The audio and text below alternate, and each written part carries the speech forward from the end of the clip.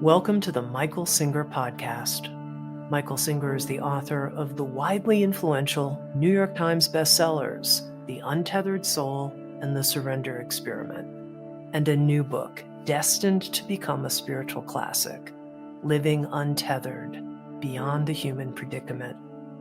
Michael Singer lives and teaches at the Temple of the Universe, the yoga and meditation center he founded in 1975 near Gainesville, Florida. Produced in partnership with Shanti Publications, the Michael Singer Podcast brings you select recordings from Michael Singer's teachings at the Temple of the Universe. This episode is on From Fighting to Harmony, Changing Your Relationship with Life. Sounds True would also like you to know about an extraordinary 8-part video course we've created with Michael Singer. It's called Living from a Place of Surrender, The Untethered Soul in Action. It's an online course that many people report to be utterly life-changing. You can find out more at michaelsingerpodcast.com, and you can save 15% off any Michael Singer program available through Sounds True when you use the code SINGER 1 5 at checkout. Again, that's SINGER 15. And now, from fighting to harmony, changing your relationship with life with Michael Singer.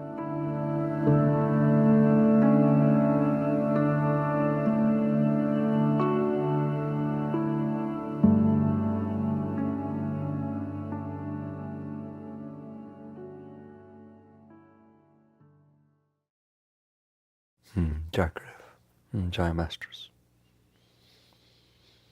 Life is a very, very simple matter, which we make very, very complicated. And the whole purpose of a beautiful life, a beautiful existence, is to get it back to its simplicity. But that doesn't mean that you live out somewhere and own nothing and have no relationships and create a simplicity like that. This simplicity we're talking about is not that. It is your relationship with life that it's all about. It's not about what life is doing. Life is always doing something. No matter where you are, whenever you look, there will be something going on.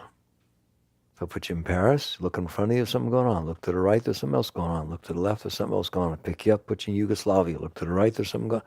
No matter where I put you on Mars, put you on Saturn, no matter where you are, there's something going on. So it's not a matter of what's going on, because there's always something going on. It's not about what life is doing. That's the folly. It's about what you're doing and your relationship to what life is doing. And that's, if I could make you write something down, to make you write that down. Put it on your refrigerator. It is not about what life is doing. It is about what you are doing with what life is doing. Because life is doing something everywhere. You're not going to stop it from doing what it's doing. You don't know what it's going to be doing, all right? It's just, what is life doing? Let's get that out of the way. What is life doing?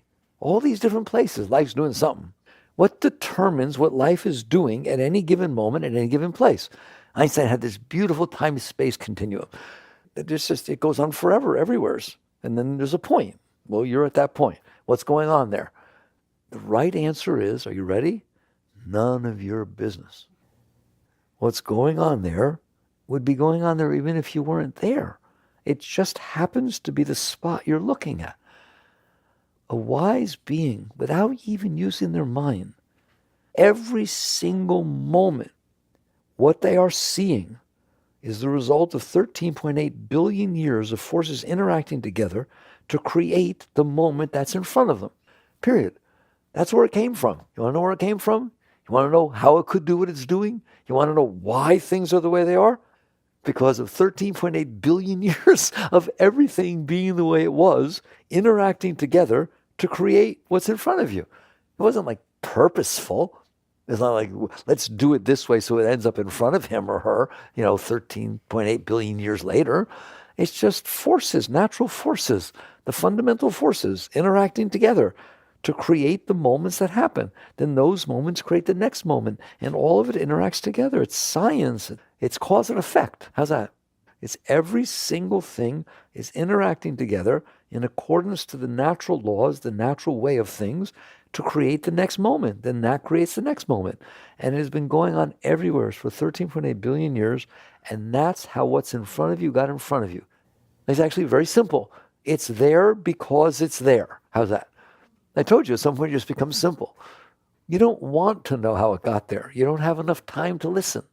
Right? How long would it for me to explain to you all the genetic mutations and all the interactions and everything that needed to happen for everything to be the way it is? You'd be bored. You just start at some point, sit there and say, oh, look what's there. Look what took 13.8 billion years to present itself in front of me. No matter where you are, there's something going on. It has nothing to do with you, nothing. It is completely impersonal. It would be going on even if you were not there watching it. You're going to go to a restaurant, but you're not at the restaurant right now. Why? You're at home. There's still, I know it's hard to believe, that restaurant is actually there while you're at home. And there are people in it. And there's music playing, and there's chefs showing up or not showing up, and there's food that, I don't know, they're determined they're special. It has nothing to do with you. Nothing. It couldn't. You're not even there.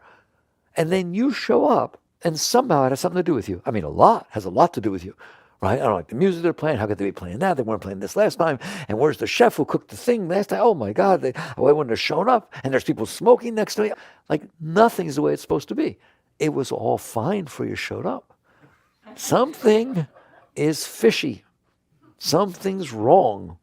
And what you catch on at some point is that it is all going on where you're not. Everywhere in the whole universe. Everywhere it's going on. You're fine with it. You never complain about what's going on where you're not. But the same thing is going on where you are as what's going on where you're not. It's just you happen to be there seeing that part. You could be anywhere seeing any part. It is so important to reach that level of understanding. It has absolutely nothing to do with you. What? Anything. Do you see that? It's just what is. It's what is. It's what's going on. It's the result of 13.8 billion years of forces interacting together to create the current moment. There. What's it got to do with you? You weren't even here. And you certainly aren't everywhere where it's happening. So you just happen to be at one spot of the whole universe, seeing what's there. Congratulations. I'm glad you get to see something. You're not seeing much. You see it so little, it's so funny. But you get to see it. It's your gift, right? You get to see part of it. Here it is. Enjoy it. But you don't. Why? Not because of what it's doing. It's never because of what it's doing. It is in harmony with all of creation. Every force that is unfolding is in balance with all the other forces that ever were and are. That's just how it works. It's called dynamic equilibrium. One changes, they all change. And it's in balance, in harmony. But it's impersonal, has nothing to do with you. The problem is that's not okay with you. So I told you, it is not about what life is doing. It is never about what life is doing. It is about your relationship with what life is doing. Now we're going to discuss that. So we're going to discuss. I'm done with life. That's a big thing to be done with. Been there, done that. All right? What's it going to do tomorrow? You'll see. It'll do the same thing it did for 13.8 billion years. Be the result of all the forces that ever were. And depending on where you are, that's what you'll see. All right, so we're done with that. That's science. It's beautiful. It's done. Now what about this thing called your relationship with that force called creation, called reality, called what is? Well, that's a little more interesting. What could be your relationship with it? Well, you're in here, it's out there. That's the real reality. Once you establish what's out there, reality, then you realize, I'm not out there, I'm in here. I live somewhere inside, and I look out through my eyes, feel through my senses, and I'm in here, and it's out there. So I have a relationship with it. Whenever there's duality, there has to be some relationship. How do I interact with it? What is your relationship with this force of creation that is unfolding outside of you? What it could be is one of harmony. What it could be of one of saying, I don't even know who I am. I don't know how I got here. You don't either, by the way. You think you do, right? That you say, I do so. I'm Saul Jones, and I live at 1506, Southwest 33rd Street, really. So if you move, you're not you anymore, right? If you legally change your name, you're not you anymore. That's not who you are. It's just a label. It's just something you're calling yourself. You are the being who lives inside and knows yourself as yourself. That's who you are. I'm not going to talk about it anymore. You know you're in there. Hi. You in there? Okay, that's you. The one who I say hi and you say hi. I told you, it's simple. So now there's you who's in there, and there's this world that has nothing to do with you, that was here way before you got here and is going on everywhere where you're not. All right, what is your relationship to that? That is the magical question. That is the entire question of your life. So what could be your relationship? Let's do that first. What could be your relationship is, I'm in here, it's out there. Wow, it's like a movie I get to see. I get to experience part of creation that has never existed yet, unfolding in front of my eyes and through my ears and through my senses. Wow, what an amazing experience. Every single day I wake up, I am going to be given the gift of seeing what happens next. No one's ever seen it before. No one's ever seen it before. And no one will ever see what you're about to see. You're the only one standing in that spot seeing what's unfolding. It is the most amazing thing in the world. It's just this gift of getting to experience the next moment of creation at that spot. You could be in awe. You could just walk around blown away. You can say, look what it did now. Look what it did now. Who would have thought it would do that? That could be your attitude. That's called a relationship. That is your relationship with reality. You're in a state of awe. You're in a state of appreciation. You're in a state of acceptance. It's just, wow, you love it. You're honored to see it. You're in a state of respect, of honor, to get to see the result of 13.8 billion years unfold in front of your eyes. There are no such thing as problems. There can't be a problem. In that world, where's the problem? You're in here, and you're watching what's unfolding. There's no problem. Okay. Unfortunately, your life is not like that. Why? Why? Because you won't let it be. It's because of your relationship with life. It's not because of what life is doing. You won't let it be like that. Why? Because what you have decided to do with your life, you have decided to make up in your mind, you're in there, you got a mind in there too, to make up in your mind what reality should be doing in front of you now, tomorrow, the day after, yesterday. It's made up in your mind a conceptual model of what should be going on in front of you. If I pick you up and drop you down in Paris, you know what's supposed to be going on. What's the matter with these people? They don't even speak English. It's like, you will do that. You understand that? You just will develop a model inside your mind about what is supposed to be going on. Where did you get that model? Did you study 13.8 billion years of forces and see how they interact together to decide what really should be happening next? That's funny. Not even close. You got it much easier. You just made it up. You just made it up. This shouldn't be like this. This should have been like that. She shouldn't be doing this. He should be doing that. That should never have happened. What? That which happened should never have happened. Who said so? The forces that caused it to happen? No, of course not. Me. I said so. And on what basis, oh Guruji, did you decide that it should not have happened? I didn't like it. I didn't like it, so it shouldn't have happened. Really? It's cute as a button. So now you trump 13.8 billion years of forces interacting together. I don't want to talk about it. It just shouldn't happen. That's your relationship with what's going on out there. That's ego. You make up in your mind how you want it to be. What should happen, what should have happened, what should happen in the future, what should be happening right now, etc., etc. Just that whole shoulds and shouldn'ts and likes and dislikes that you just make up in your mind. Anytime you just pop up, oh, I want a new car. Just and billions of things, you just make them up in your mind like popcorn over and over again. And then you look out into the world. I'm almost embarrassed to say this for you. And you say, I'm right, it's wrong. It should be the way I said. And you get mad when it's not. In fact, a moment ago, I told you there are no problems. I'll bet you had a problem with that. Okay, now let's talk about that. Now let's introduce problems. What is a problem? It's very easy now. A problem is that the damn reality won't behave. Darn thing, get with the program. It won't be the way I decided it was supposed to be. And that's a problem. For reality? No, for me. Reality doesn't seem to have a problem. I just have a problem with it. What I wanted to happen didn't happen. That's a problem. What I didn't want to happen did happen. That's a problem. What I don't want to happen might happen later. That's a problem. All right?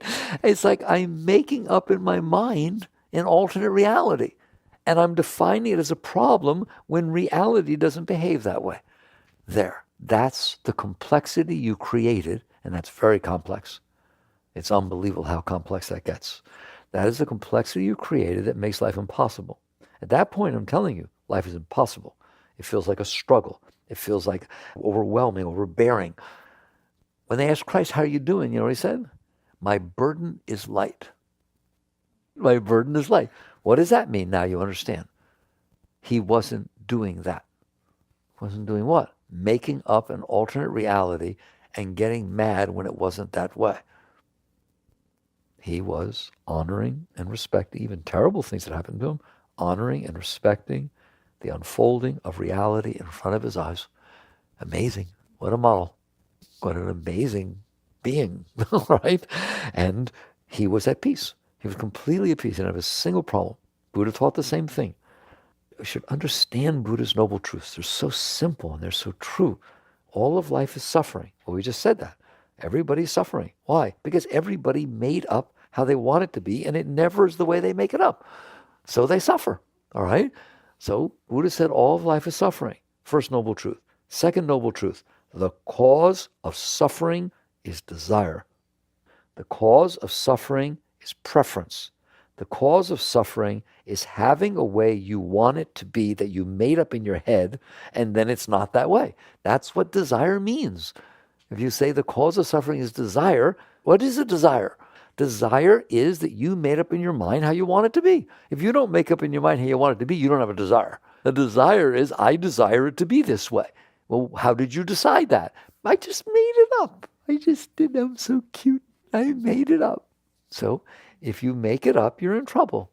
Why? Because that's just how it works. When you're in kindergarten, they teach you to play make-believe. They don't tell you it should actually be that way. They say you just build your imagination. It's fun. Don't get mad because the mountain you drew doesn't really be there when you go out. No, that's not how you play make-believe. Make-believe is make-believe. So if you make up something in your mind, you just make it up. I want her to love me. I don't want this to happen. I want this to happen. I want to be a billionaire by the time I'm 23, not 24, 23. Just go on, make stuff up, right? You just make up things all the time. And then they become desires. I want them to happen. Too bad. That's ridiculous. There are 13.8 billion years of forces that interacted together that get to decide what's going to happen. Not that you want it to happen and you just made it up and that's why it should happen. You just pitted yourself against reality. It's like you're playing God, literally. The more you look at it, you realize, I guess I think I'm God. Why? Because I get to make up in my mind how I want things to be, and then I honestly believe they should be that way. That must mean I'm all powerful, at least for the moment in front of me. If I had my way, I'm just speaking for you, we're all the same. If I had my way, the moment in front of me would be independent of every other moment in the universe. What do I care about the rest of the moments? I only care about the moment in front of me, and it should be the way I want. That's really a wonderful sense of equilibrium and oneness, and you'd better go study some systems dynamics and how things interact together. There are no moments that are independent of the rest. Right? It's all tied together. You don't get to decide that the moment in front of me is what matters because I want it to be that way and it should be independent of everything else. I don't care about the rest. It doesn't work that way. So if you pitch yourself up against what's happening, you are going to suffer. You're going to feel stress. You're going to feel tension. It's going to feel overwhelming. You're going to have a very, very hard time every moment of your life. So Buddha said, all life is suffering. The cause of suffering is doing this, desire. To end suffering, end desire. It's very simple, very clear. But we mess even that up. You know how people get into this stuff, what they think? All right, I've made up all these things about how I want them to be and don't want them to be. Those are my desires. but I'm suffering, I'm burning up, I'm suffering. Oh my God, it's so hard, it's so heavy. So I've turned to Buddha, and Buddha said that to end this suffering you're having, you are to end desires. So what I do is I create the desire, and then I decide I shouldn't have it. So I try to get rid of the one I created. That's how they do it. I'm telling you right now, it becomes another desire. I'm not supposed to have desires, but I do have desires, but I suppress them, I renounce them, I deny them. What do I know? As opposed to what it means to end desire is to stop making up the way you want things to be. Not make up the way you want them to be and then suppress the fact that you want them to be that way. It's too late. It's very, very simple. You come back to simplicity. You look at the world, and every morning, you have to do this every morning when you wake up. You look at it, take a good look at it, and say the following. I didn't make you. In fact, you were still going on while I was sleeping. You have nothing to do with me. You are the expression of the quantum particles that came up from the quantum fields. You're just reality. You have nothing to do with me, and I am honored to see you. There. That's very different than this is what I want to happen, this is what I don't want to happen. I hope this happens today. Oh, I'm so upset that it happened yesterday. That's a very different relationship with life. We're coming back to my theme. Reality's there. You're in here. What is your relationship to it? You have made a complete mess of that relationship. Don't feel bad. So is everybody else. You have fallen into this trap of believing that what life is about is to make up how you want it to be, and you think it would be that way, you'll be okay. You make up how you want it to be, make up how you don't want it to be, and then not only expect it to be that way, that'd be bad enough if you kind of kept it to yourself and just got real upset that it wasn't that way. You don't do that. You say, well, if it's not going to be the way I want, we have ways.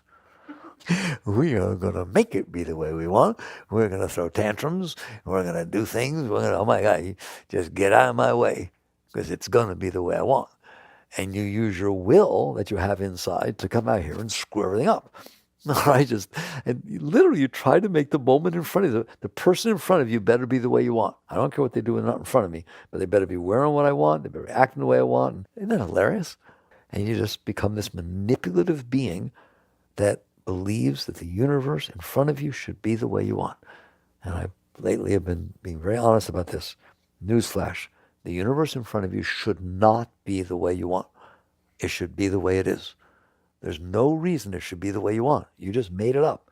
All right? And if you go out there and try to make it be the way you want, you're going to make a mess of yourself. Don't worry, you won't make a mess of the universe. It's too big. It's made it for 13.8. It handled the dinosaurs. It handled the volcanoes.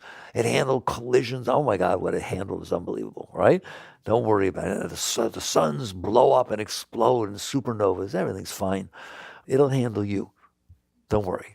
But you can't handle it. What you're going to make a mess of is you. You're going to become a neurotic mess. That's what will happen. You will have so much trouble with life.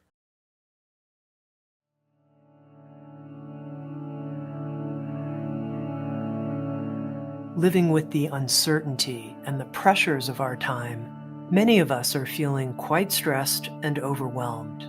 But does it have to be this way? With his new book, Living Untethered, Michael Singer has written a follow-up to the classic, The Untethered Soul, taking us within to our still and liberated center. You can learn more about Michael's new book at living-untethered.com. That's living-untethered.com.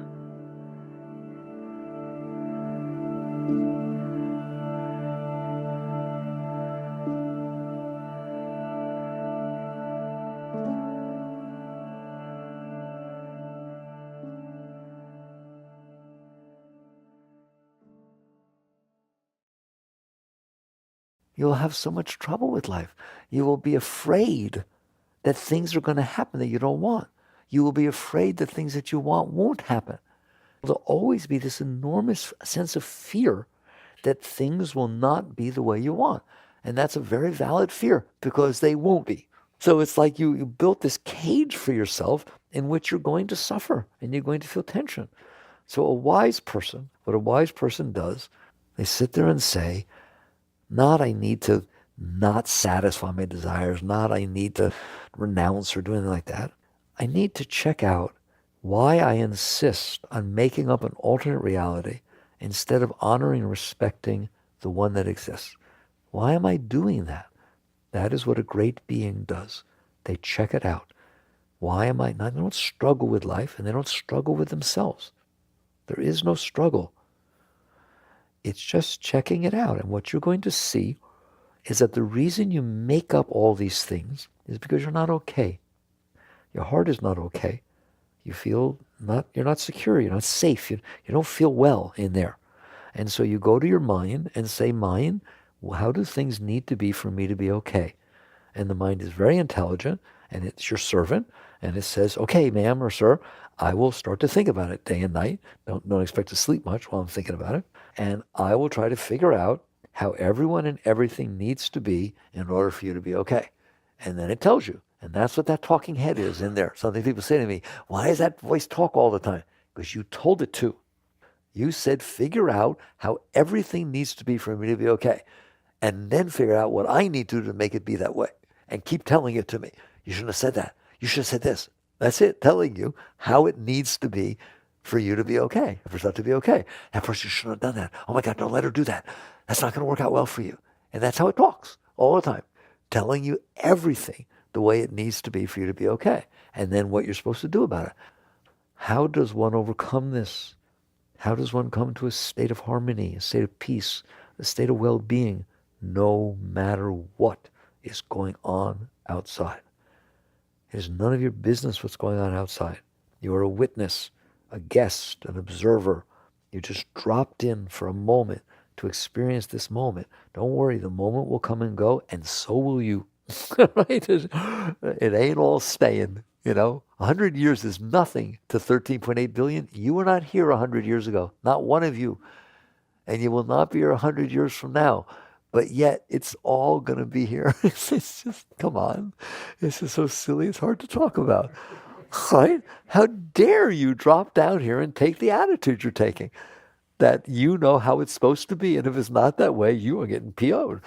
There's going to be some trouble. You don't know anything. It just is. Now can you interact with it? So now we're going to talk about a healthy relationship, which happens to be very, very spiritual to move to this state. A healthy relationship with the unfolding of reality that is going on around you. You start by realizing that you have a problem. Not reality isn't a problem. You have a problem. That you made up all this stuff. You have a God complex. You made up all this stuff, and then you honestly believe it's supposed to be that way. I'm telling you, that's a problem, right? You don't get to do that. It's not reality. So you need to work with your problem. That's your first thing, is you own it. I did this. How does one work with their problem? When it starts happening, what starts happening? When you start making up how it needs to be for you to be okay. When you find yourself making up how everything and everyone around you needs to be for you to be okay, catch yourself and do not participate in that process. You have to stop the process. It's a habit. It'll go on for a while. You don't participate in the process. It's just like if you want to stop smoking. You will catch yourself. You may want to stop smoking really badly, but you will still catch yourself habitually trying to pick up a cigarette, trying to do different things. It's very natural. So if you've decided to stop smoking, what you need to do is catch yourself during those moments when the urge is to pick up the cigarette, and I highly advise you to not pick it up.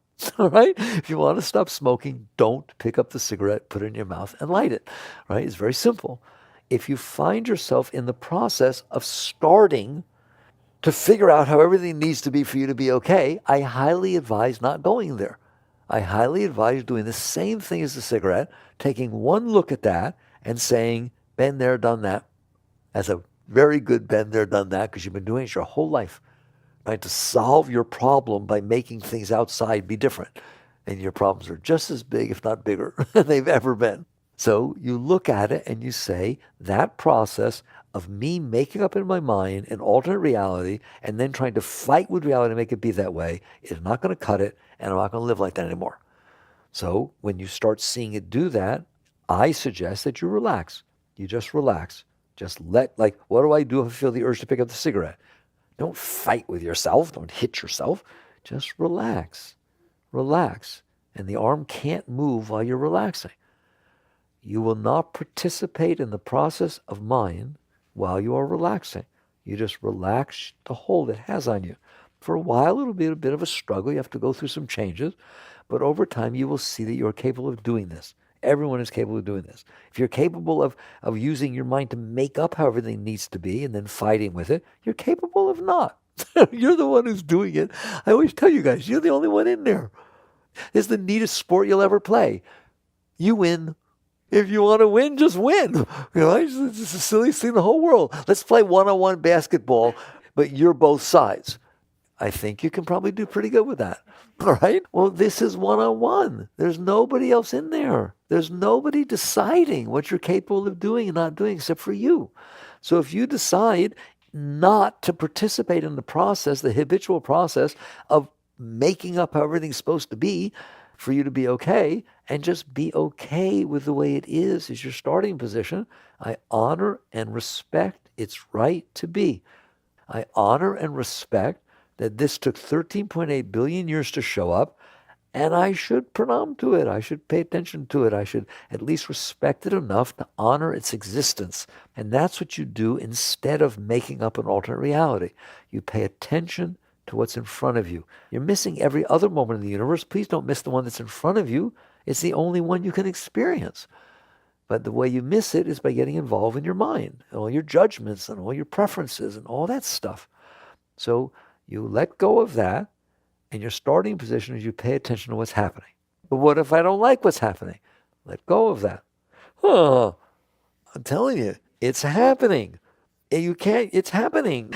Well, my favorite, which shuts you up once and for all, is, but what if I don't like what already happened? If it already happened, it already happened. I can't make it not have happened, nor can you. You're wasting your time. You're wasting your energy. You're not going to change it. It already happened. To sit there and not like what already happened is to make yourself sick over something that cannot be changed. So you get to this point, that's all spirituality is about, is this simplicity of being reasonable. It's just coming to a reasonable level. It's not hard, it's simple. You have to be willing to do it. So you start working with yourself. That's what this is called. You start working with your relationship with life. You start off by saying, I'm going to honor and respect that you have the right to be there. The Christians say, this is the day the Lord hath made. You just decided to say, well, okay, I'll accept it. I thought, that's really big. That's great of you, all right? And science sits there and says, these are the quarks and leptons and bosons coming out of the cosmic soup of the quantum field, popping up, creating everything you see. You just said, I guess that's okay with me. That's really nice of you. That's really big of you. So either you want to look at science, you want to look at God, it's the same. You're not the boss. And so you start by honoring, respecting, and accepting the blessing and the reality and the right of what is unfolding in front of you. If you don't like it, you look at that as disharmonious. You let go of yourself. And that's, Christ said, you must die to be reborn. That's what we're talking about. You literally do the process. Don't get mad at yourself for being a certain way. Just don't participate in that part of your being. You don't have to get mad at your hand because it wants to pick up a cigarette. Just don't pick up the cigarette. In fact, if you get mad at your hand, you'll probably be so stressful you will pick up the cigarette. Then you definitely need a cigarette. It's the same thing with drinking. Just don't do it. Don't get mad. Don't do anything. Just don't participate in the process that will not take you where you want to go. So if you find yourself making up an alternate reality, I am begging you to just let it go. If you find yourself not liking the reality that's unfolding in front of you, I am begging you, relax and let go. All right. That's not the end of your relationship with life. That's the beginning of your relationship with life. You now, or at least have a relationship with life. You're actually interacting with the reality that's unfolding. Otherwise, you're only having a relationship with yourself. Life unfolds, you don't like it, you are interacting with the don't like. You're not interacting with life. You're interacting with the party that doesn't like it. Life unfolds, you start making up an alternate reality that you wish it was that way or wasn't that way. You're not interacting with life. You're interacting with your mind's concepts. So all of a sudden you decide, I'm going to have a relationship with life itself. So it starts to unfold. You let go of the party that wished it was doing something else. You let go of the party that doesn't like it. And the next thing you know, you find yourself in direct interaction. What self? Me, the one who's in here, is in direct, unfiltered interaction with the reality of what's unfolding in front of me. Wow, you understand? I could just stop the entire discussion. You have just reached a state that is unbelievable. You know, sometimes you turn the corner when you're driving and the sun is setting and it's like this giant ball and it's just so beautiful that it takes your breath away. It's like a spiritual experience. That is what it feels like for you in there to directly interact with reality without a filter in between. It blew your mind. That's literally what it did. It blew your mind away. So now there isn't one of those things in the way, all right? There's just you interacting with reality. Maslow called it a peak experience. That's what a peak experience is, where you got beyond you. And now you, your true self, your conscious being, your aware being, is interacting with reality. Nothing in between. The Buddhists call it just tree. There, that's the expression in Buddhism. He saw a just tree. I didn't see my concept of tree, didn't see the tree that was like when I was young, didn't see the tree that a person shouldn't be climbing on. I just saw tree. There was no me in between. The more you're able to do that, the more you will feel fulfillment that is beyond your comprehension.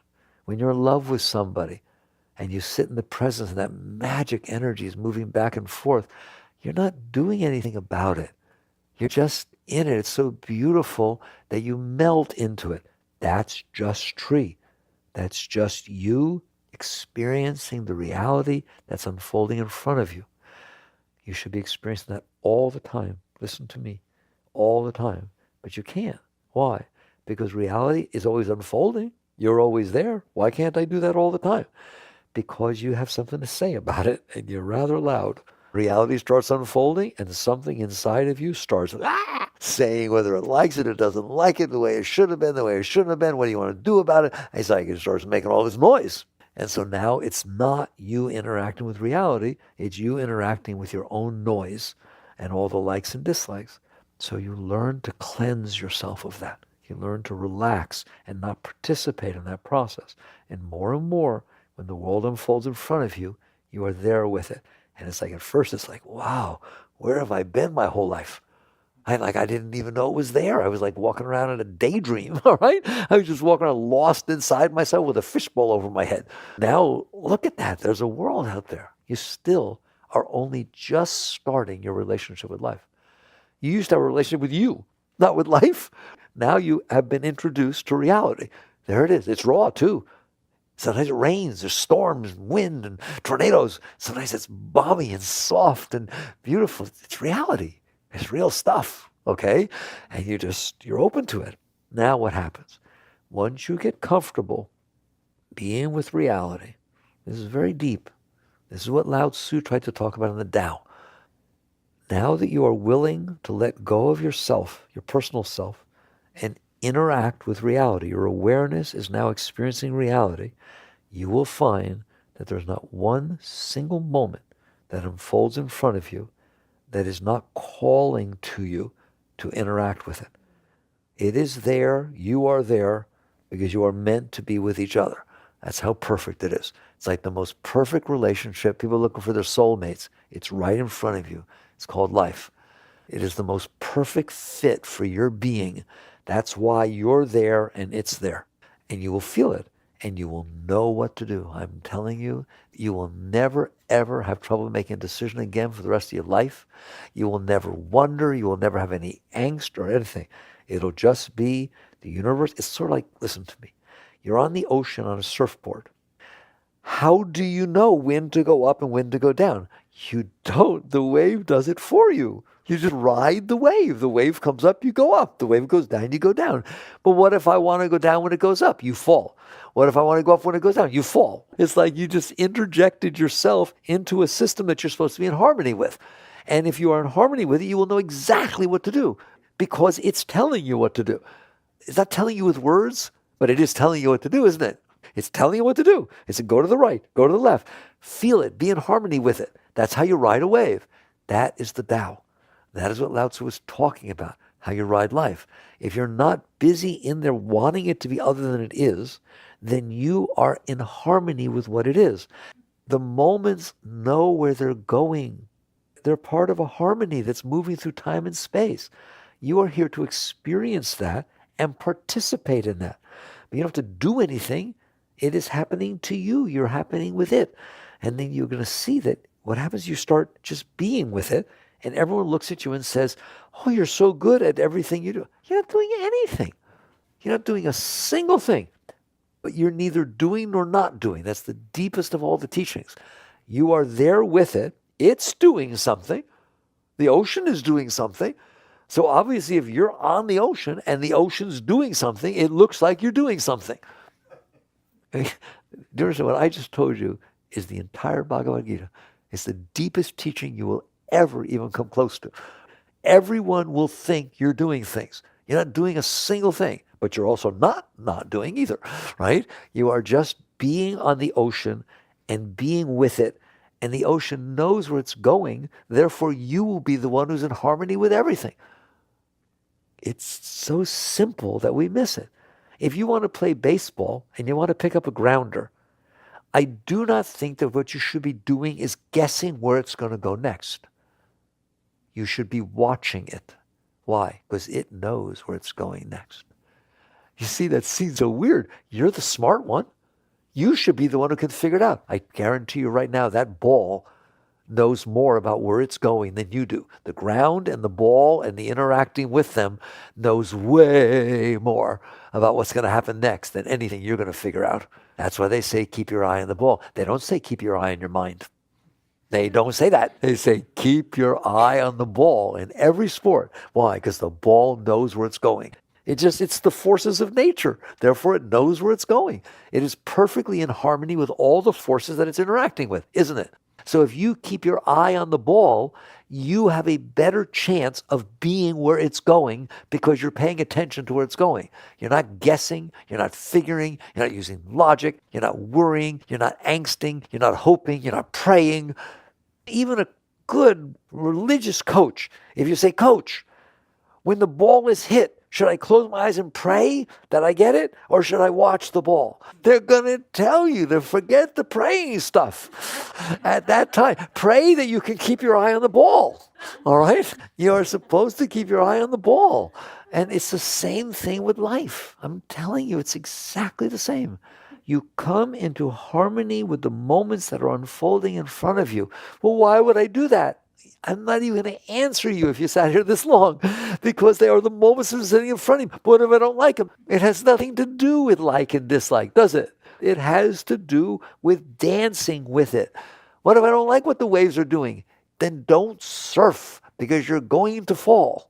And it's the same way with life. So you sit there and you do this amazing thing, which is going to freak you out the first time you do it, and you close your eyes and you say, life, do your thing.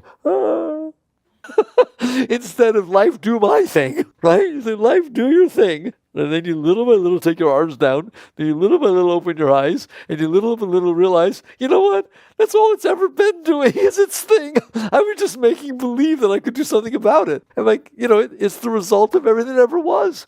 I can't understand how you think that the whole universe can go on by itself, but the part in front of you, you have to do.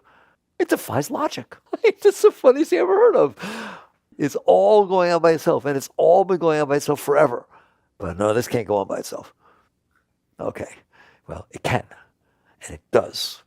And the day you let go of that part of you that thinks you're in charge when you're not, and you use your consciousness to pay attention to where the ball is going, you keep your eye on the ball. Let's be here now. You come right down here, and you keep your eye on it. And you be willing to let go of your likes and dislikes and your preferences and your hopes and your dreams. And you let where it's going be who you are. Not my will, but thy will. You come in harmony with reality.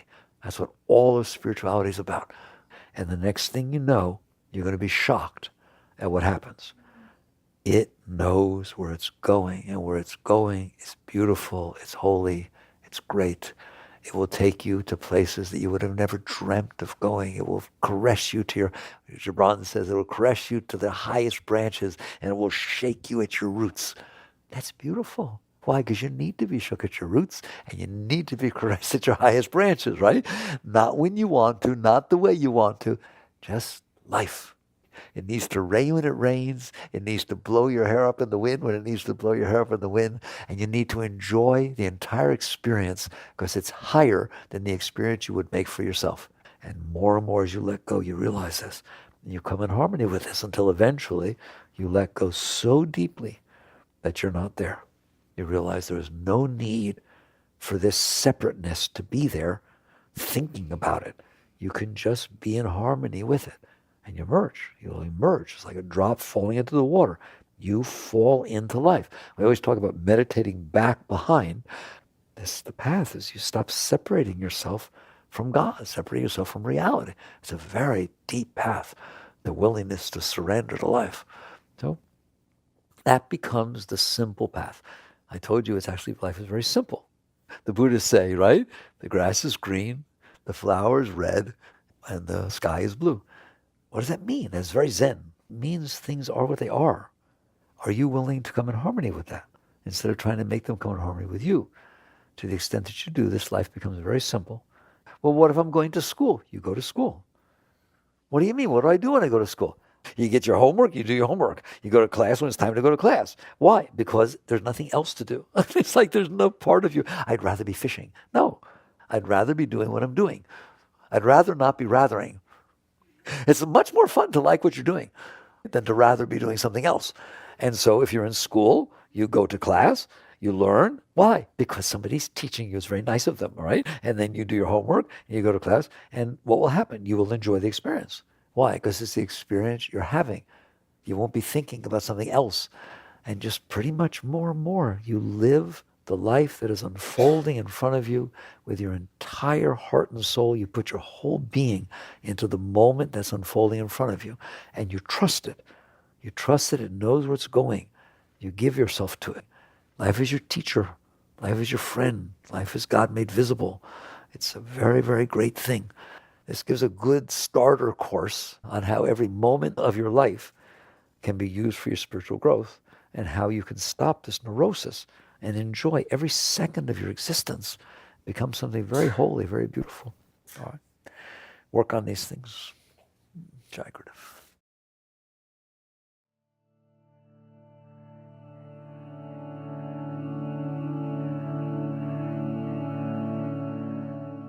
You've been listening to the Michael Singer Podcast, produced by Sounds True, in partnership with Shanti Publications. Sounds True is the co-publisher of a new book with Michael Singer, Living Untethered, Beyond the Human Predicament, and has also produced with Michael Singer an extraordinary 8-part video course, Living from a Place of Surrender, The Untethered Soul in Action. You can find out more at michaelsingerpodcast.com and save 15% when you use the code SINGER, numeral 1, numeral 5 at checkout. That's SINGER15. The music you heard is the song Giving It All by Be Still the Earth. Thank you so much for listening. Sounds True, waking up the world.